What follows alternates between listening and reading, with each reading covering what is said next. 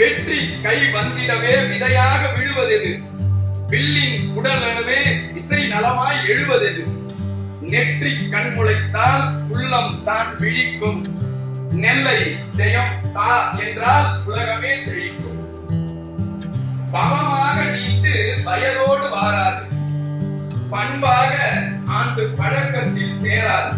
சமூக முன்னேற்றத்திற்காக தடம் பதிக்கும் மனிதவள பயிற்சியாளர்.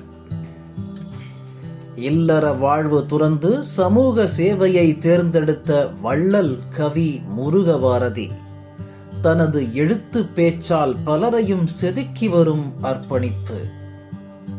3 லட்சம் பேருக்கு பயிற்சி அளித்து வாழ்வில் ஒளியேற்றியவர் கவி முருகபாரதி. தனிமனித மேம்பாடே சமூகத்தின் முன்னேற்றம் என உறுதிபட மனிதவள பயிற்சியாளராக தடம் பதித்து வருபவர் புதுக்கோட்டையை சேர்ந்த கவி முருகபாரதி.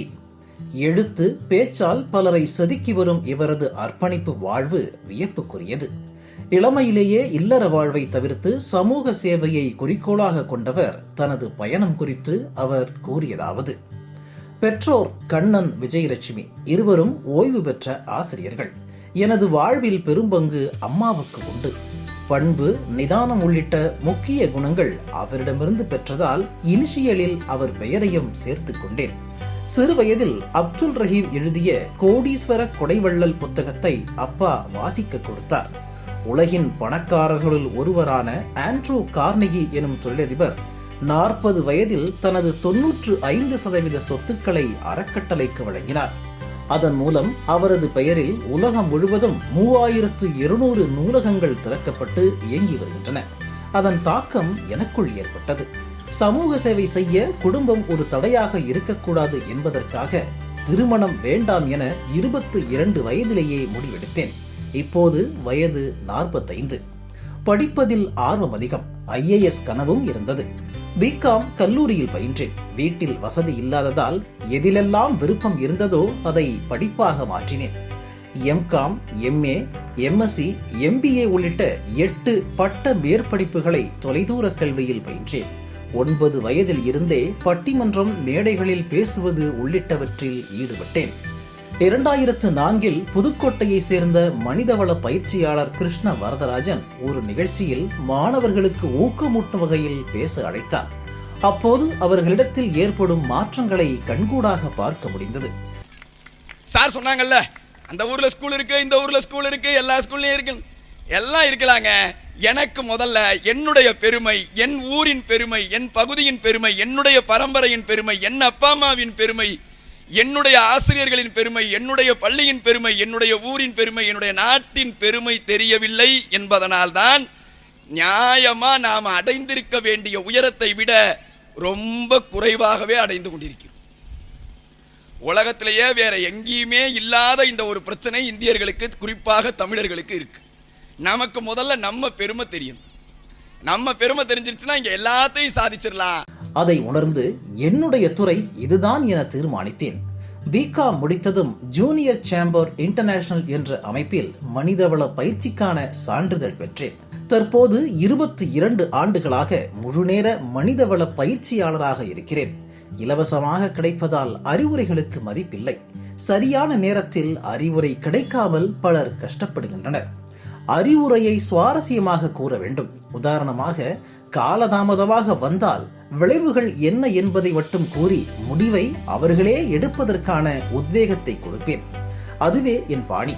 இதுவரை 2 கவிதை தொகுப்புகள் உட்பட 11 சுய முன்னேற்ற நூல்களை எழுதியுள்ளேன். குறிப்பாக மோர் கூட்டல் ரசம் ஈக்குவல் டு முன்னேற்றம் என்ற நூல் கவனம் பெற்றது. ஆங்கிலத்தில் மோர் என்றால் அதிகம், ரசம் என்றால் ரசனையை குறிக்கும். வாழ்வில் எந்த விஷயத்தையும் அதிக ரசனையுடன் செய்தால் முன்னேற்றம் கிடைக்கும் என்ற அர்த்தத்தில் எழுதினேன். இதுவரை 3 லட்சம் பேருக்கு பயிற்சி அளித்துள்ளேன். அதில் நெருங்கிய 13 பேருடன் 2020 நீதான் எனும் அறக்கட்டளை தொடங்கினேன்.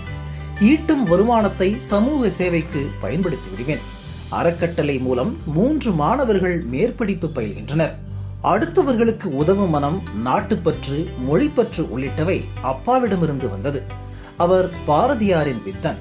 பாரதியார் 39 ஆண்டுகள் தன் வார்த்தைக்கும் வாழ்க்கைக்கும் இடைவெளியின்றி வாழ்ந்த கவிஞன்.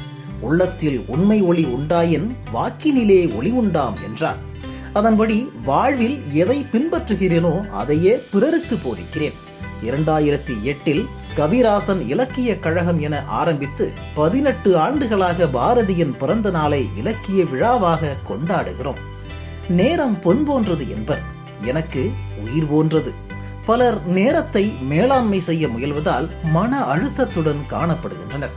மேலாண்மை செய்வதை விட நேரத்தை பயன்படுத்த வேண்டும். கைமீறி நடக்கும் விஷயங்களை விட கிடைக்கும் நேரத்தை பயன்படுத்துவதில் கவனம் செலுத்துவேன். இதனால் டென்ஷன் இன்றி நினைத்தவற்றுக்கெல்லாம் நேரம் ஒதுக்க முடிகிறது. இன்றைய தலைமுறை இடத்தில் உணர்வு மேலாண்மை இல்லை. கேட்டவுடன் கிடைத்து விடுவதால் எதன் மீதும் ஆர்வம் இல்லாமல் வாழ்கின்றனர். பெற்றோர், ஆசிரியர்கள் என இருவருக்கும் இதில் பங்குண்டு.